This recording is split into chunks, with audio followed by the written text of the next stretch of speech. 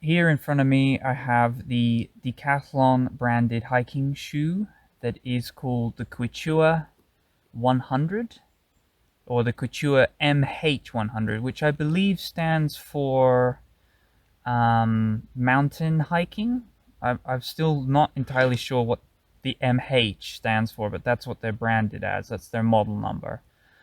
Uh, so these come in a class of three. You've got the 100, you've got the 500, and then the 900, I believe. And this is for mountaineering or hiking. It's a slightly higher model than the NH100 models, and this one is classed as waterproof or basic waterproofness. Now, personally, I don't think these are waterproof fully. I have different ratings, but I've noticed that, I mean, it says waterproof on the side here. I think these are actually only water resistant from my experience. I've had these shoes for about 6 months or so. I've had them in the beginning of summer. We're at the end of, or the beginning of winter or so, and I wanted to give a review on this. So I'll run you through some pros and cons of these shoes versus the other ones that Decathlon offer. But if you don't know it already, Decathlon are the budget sportswear company that supply for all, and these Quechua hiking ones are no exception, really. They're just really, overall, I'm quite happy with them for the money.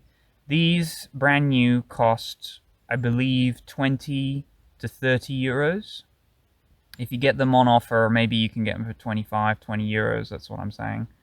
And it can depend on whether you're in America or Europe or Britain or so, or even Australia, actually, or China. They sell them worldwide, these shoes. Now, I have seen other reviewers review these shoes, and right off the bat, I'm not impressed with the waterproofers, like I said. They're only good in rain showers. So I think that the waterproofness could be improved in the next model, which I'm sure they actually have, because my friend purchased the 500 series, and they looked a lot more impressive. I think they really do block water a lot better. But you have to remember, these are not high tops. But my old shoes, which are actually the ones I'm wearing, have a high top on them, as you can see, right? They come up to here.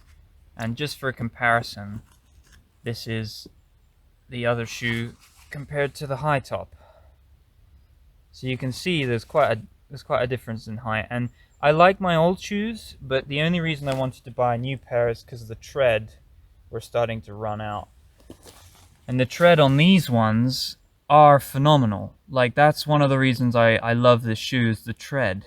It's got this X-Cross brand or design, and they're super good. They're very grippy. They don't lose their grip very easily on wet surfaces. I've had very little issues with that. I can even put micro spikes on them, which are, you know, if you've got any ice or snowy conditions, you can wear micro spikes with them. They just go straight over them. So the grip is fantastic. It's over the moon. So we've gone through the waterproof, we've gone through the grip. You can see here, this is how much flex the shoe has. Okay, so I'll just bend it like that. I'm bending quite hard. Once you get here, it's pretty solid. You can't really bend it. This is a size 42, and they fit me like a glove in the US, or 42 is Europe, sorry. I do think, though, that when it comes to comfort, they are really good. They're super well padded, so that's really a plus side. So regular hiking, slightly more intermediate hiking, basically. And you can see that if I bring it to the side, this will show you how much padding there is. So this is really well padded. It's really soft and comfortable, okay? And this one down here has like no padding at all. It's just pretty much the fabric, and that's it. So this one actually has padding inside, which is pretty awesome. I will say, though, you should probably change the laces. The laces are not very good. They I tighten them as tight as I can, and I double knot them, and they still lose their they still get untangled, and they loosen, which is kind of a bummer. They are pretty lightweight considering what they are. They are 800 grams for the pair, so I wouldn't say they're ultra lightweight by any means, but they are mildly lightweight. They're more lightweight than my old boots here, I would say. Something I noticed in the reviews is they comment on their waterproofness, like I said, and for me, because it is such a thick material and they claim to be waterproof, they don't dry very well. So I've had to leave these out for an entire day. This obviously depends on where you live, but I can't dry these out sometimes with a full day in the sun. That's how much water they soak up. So I would highly recommend to spray on something like a waterproofing coating onto this to give it even more impermeability, I think the word is. If you go through rivers or streams, then it's fine. If it's just quickly dunking the shoe into a river or water or such, then the shoe does a great job of deflecting water. But if you're in the rain for, let's say, 2 or 3 hours, the shoe gets soaked, you know? So you'd be better off having a high top and a full water-resistant coating, like my old boots, like these ones. These are just classic standard boots, and these ones are really good material, and they're actually more waterproof than these ones.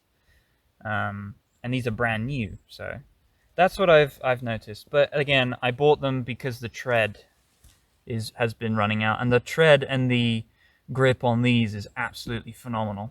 So that's why I have 3 different shoes to choose from.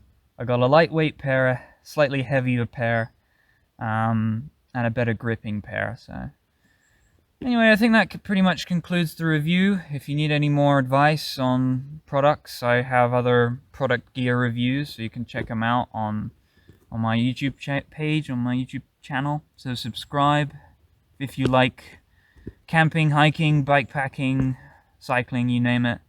I've got all sorts of different content you can have a look at. So yeah, that's pretty much it. That is the Quechua MH or mountain hiking shoe. And yeah.